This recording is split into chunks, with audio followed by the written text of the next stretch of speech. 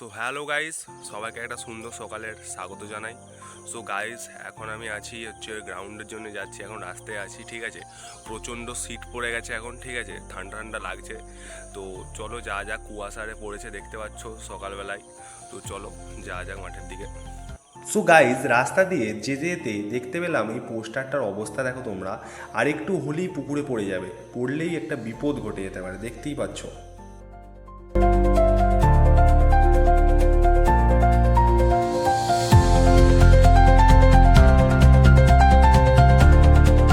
Guys, সেই দিনে যে পাওয়ার প্ল্যান্টটা দেখালাম, এটা সেই পাওয়ার প্ল্যান্টটা। আর এই দিকে আছে আমাদের গ্রাউন্ড, ঠিক আছে, এই সাইডে হচ্ছে গ্রাউন্ড আমাদের। চলো যা যাক, আজকে আসতে একটু লেট হয়ে গেছে, ঠিক আছে। একটা বন্ধু ফোন করেছিল, তো আসতে লেট হয়ে গেছে। চলো যা যাক গ্রাউন্ডের দিকে। সো গাইজ, এখন এসে গেছি গ্রাউন্ডে। তো এবার চলো ভেতরের দিকে এখন ঢোকা যাক। আর ওইদিকে বন্ধুরা বসে আছে, ওরা ফোন করেছিল, কিন্তু আজকে আমি রানিং করতে পারবো না, কারণ আমার পায়ে খুব জোরে লেগে গেছে। কালকে ছুটতে গিয়ে মোচড় খেয়ে গিয়ে হঠাৎ করে লিগামেন্টে খুব জোরে লেগে গেছে, খুব জোরে চোট খেয়েছে পায়ে। তো সেই জন্য আজকে আমি ছুটতে পারবো না, আমার পায়ের এই জায়গাটায় লিগামেন্টে প্রচুর জোরে চোট খেয়েছে। তো আজকে আমি কোনোরকমভাবে রিস্ক নিচ্ছি না, তাই আজকে ছুটবো না। এবার বাড়ির দিকে যাচ্ছি, ঠিক আছে। তো চলো বাড়ির দিকে যাওয়া যাক। সো গাইজ, এখন আমি ডাক্তারখানায় চলে আসলাম, কারণ পায়ের চোটটা এত জোরেই লেগেছে, ডাক্তার না দেখালে মনে হচ্ছে ঠিক হবে না। সেই জন্য ডাক্তারের কাছে চলে আসলাম। তো ডাক্তারকে দেখাই, যেহেতু লিগামেন্টে চোটটা লেগেছে, সেই জন্য ডাক্তারকে দেখানোটা অবশ্যই জরুরি ছিল। সেই জন্য ডাক্তারের কাছে চলে আসলাম, নাহলে আবার পায়ে কোনো প্রবলেম হয়ে গেলে এক ত্যাগ হয়ে যাবে। সেই জন্য এখন ডাক্তারকে একটু দেখিয়ে নিচ্ছি পাটা। সো গাইজ, ডাক্তার দেখানোর পরে আজকে একটু কাজু বাদাম নিলাম, আর বিরিয়ানির জন্য একটু চাল নিলাম। আজকে বাড়িতে একটু নিরামিষ বিরিয়ানি করব, কারণ বাড়িতে মারে নিরামিষ খাই, সেই জন্য চিকেন আর নিলাম না। তাই আজকে একটু নিরামিষ বিরিয়ানি করব, কেমন হয় অবশ্যই দেখাবো তোমাদের। সো গাইস, বাড়ি থেকে বেরিয়েছিলাম হচ্ছে তোমার, তখন বেরিয়েছিল হচ্ছে 5:30, আর এখন বাজে হচ্ছে 9:30, ঠিক আছে। তো এখন ডাক্তারারে দেখিয়ে বাজারে করে এবার বাড়ির দিকে যাচ্ছি। তো চলো বাড়ির দিকে যাওয়া যাক। আর এই জন্তুটাকে তোমরা চিনতে পারছো? চিনতে পারলে অবশ্যই কমেন্টে জানিও ওইটা কি ছিল। সো গাইজ, এখন চলে এসেছি আমার টুকাই সোনার কাছে। তো একটু টুকাই সোনার সঙ্গে দেখা করলাম, দেখা করে ওর সঙ্গে একটু গল্প গুজব করলাম, ওর গার্লফ্রেন্ডের ব্যাপারে জিজ্ঞেস করলাম। এখন টুকাই সোনার গাইজ ব্রেকআপ হয়ে গেছে, তো সেই জন্য আমার সঙ্গে দুঃখ প্রকাশ করছিল। তাই ওর গায়ে মাথায় একটু ভালোভাবে হাত বুলিয়ে দিলাম, বললাম নেক্সট টাইম কারোর সঙ্গে যেন না রিলেশনে যাওয়া হয়। টুকাই বললো ঠিক আছে, আর যাবো না, আমার কথা শুনছে এখন। সো গাইজ, দেখতে পাচ্ছ রাস্তাতে আস্তে আস্তে আবার কার সঙ্গে দেখা। এটা হচ্ছে আমার আর এক হচ্ছে ডোগেশ ভাইয়া। তো এ হচ্ছে আমার হচ্ছে মোটামুটি ভালোই বন্ধু হয়। তো দেখতে পাচ্ছ আমার কাছে চলে আসছে, দেখা হতে আমার সঙ্গে একটু মিট করলো, দেখা করে নিল এখন।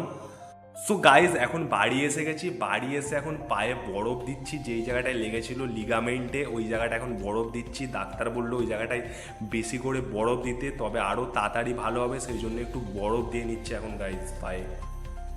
সো গাইজ, দেখতে পাচ্ছ আমাদের নিরামিষ বিরিয়ানি এখন রেডি হয়ে গেছে। তো গাইজ চলো বিরিয়ানিটা এবার একটু সাবড়ে নিই ভালো করে, তারপরে তোমাদের সঙ্গে আবার দেখা হচ্ছে। সো গাইস, আজকে বিরিয়ানি হয়েছিল বলে তাড়াতাড়ি খেয়ে নিয়েছিলাম, ঠিক আছে। মানে চান খাওয়া দাঁড়ে কিছু হয়নি, তো বিরিয়ানির লোভে তাড়াতাড়ি খেয়ে নিয়েছিলাম। তো এবার এখন গিয়ে চান করব, চান করে তারপরে একটু ঘুমাবো, তারপরে আবার বিকালে আবার গ্রাউন্ডে যাব, তো তোমাদের পুরোটা দেখাবো। তো চলো টাটা, চানটা করে আসি এখন। এখন ঘুমিয়ে টুমিয়ে বেরিয়ে পড়েছি মাঠের দিকে, ঠিক আছে। মাঠের দিকে যাবো বলে যাচ্ছি এখন। এখন রোদ পড়েছে, ঠিক আছে। আর ওখানে বন্ধুরা দাঁড়িয়ে আছে, ওর সঙ্গে দেখাচ্ছে ওকে, ঠিক আছে। ও আমাকে ডাকছে অনেকক্ষণ ধরে। তো চলো যা যাক মাঠের দিকে। সো গাইজ, এখন মাঠে এসে গেছি, আর মাঠে আমার জেড প্লাস সিকিউরিটি এখন আমার কাছে চলে আসছে, ঠিক আছে। এটা হচ্ছে আমার জিগড়ি ভাই ডোগেশ ভাই। দেখে নাও আমার ডোগেশ ভাইকে, দেখতেই পাচ্ছ আমাকে per day Z plus security দেয় গাইজ। মাঠে এসে এখন একটু হাঁটাহাঁটি করছি, যেহেতু আজকে চোট লেগেছিল, তো ডাক্তার বারণ করেছে ছুটতে, সেই জন্য একটু গ্রাউন্ড এখন হাঁটাহাঁটি করে নিচ্ছি গাইজ।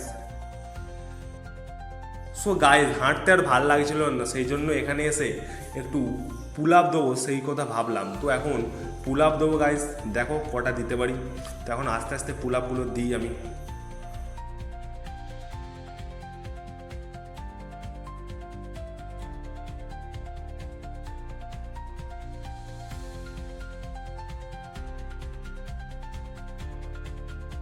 সো গাইস গ্রাউন্ড থেকে এখন চলে এসেছি, আর এখানে দেখতে পাচ্ছ যাওয়ার পথে একটা জিনিস দেখতে পেলো, এখানে জাহাজ তৈরি হচ্ছে।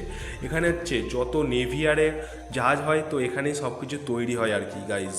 সো গাইস ওখান থেকে চলে আসছি একটা মন্দিরে, বন্ধুটা বললো তো চল একটু মন্দিরে ঘুরে আসি, সেই জন্য চলে আসলাম।